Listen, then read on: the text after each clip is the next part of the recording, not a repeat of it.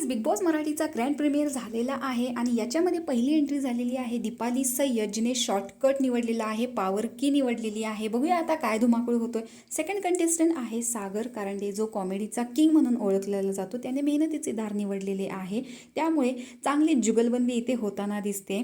3 नंबरचा कंटेस्टंट आहे, त्याचं नाव आहे सचिन कुमावत, जो बेस्ट कॉमेडियन इन्फ्लुएन्सर आहे इंस्टाग्रामवरती आणि त्याचे बरेच व्हिडिओ जे आहेत ते फेमस झालेले आहेत. त्यामुळे त्यांची एक टीमच आहे जी स्टेजवरती भाऊंनी बोलवलेली होती. चौथी कंटेस्टंट आहे सोनाली राऊत, जिने शॉर्टकट निवडलेला आहे आणि जे शॉर्टकट निवडतात त्यांना पटकन जाऊ देतात, पण जे मेहनतीचे दार निवडतात त्यांच्या हातात काही ना काहीतरी देऊन पाठवतात. म्हणजे जसं की सिलेंडर असेल, मसाल्याचे डबे असतील, अंडी असतील, भाजीपाला असेल, अशा पद्धतीच्या वस्तू दिलेल्या आहेत. तर सोनालीने शॉर्टकट निवडलेला आहे. 5 नंबरची कंटेस्टंट आहे तन्वी कोलते, जिने शॉर्टकट पॉवर कीज निवडलेली आहे. त्यानंतर आहे तिच्यासोबतच आलेला आयुष संजीव, ज्यानं मेहनतीचे द्वार निवडलेलं आहे आणि यांचं स्टेजवरच भांडण चालू झालेलं होतं.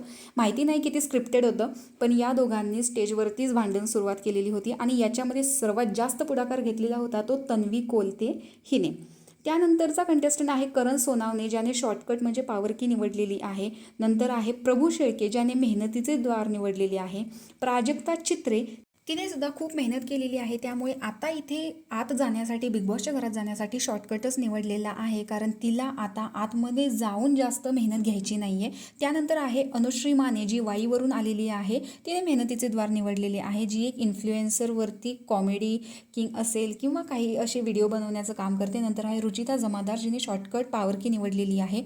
नेक्स्ट कंटेस्टंट आहे राकेश बापट, ज्याने हिंदी बिग बॉसमध्ये सुद्धा काम केलेलं आहे. जो एक ॲक्टर आहे, हिंदीमध्येही त्याने काम केलेलं आहे आणि त्यासोबतच त्याने मराठीमध्ये देखील काम केलेलं आहे. त्याने मेहनतीचे द्वार निवडलेले आहे आणि त्याने येतानाच रितेश भाऊंसाठी आईने दिलेले तिळगुळसुद्धा त्यांना दिलेले आहे. त्यामुळे इथे मकर संक्रांतसुद्धा थोडीफार सेलिब्रेट झालेली दिसते.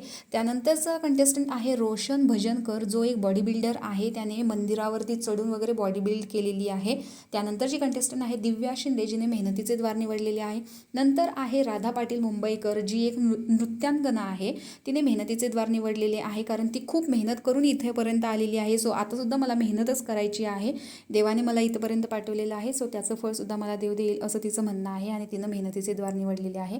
नंतर आहे विशाल कोटियन, जो एक बॉडी बिल्डरच आहे आणि दुसरा आहे तो ओंकार राऊत. तर अशा पद्धतीचे हे लास्टचे 2 कंटेस्टंट होते.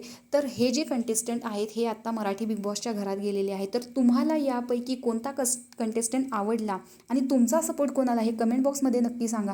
आणि असा कोणता कंटेस्टंट होता ज्याच्या येण्याने तुम्हाला वाईट वाटले की हा नको होता, याच्या जागेला दुसरा हवा होता, त्याचं नाव तुम्ही नक्की कमेंट बॉक्समध्ये सांगा. आणि अशाच व्हिडिओसाठी चॅनलला लाईक, शेअर, सबस्क्राईब करा. थँक्यू.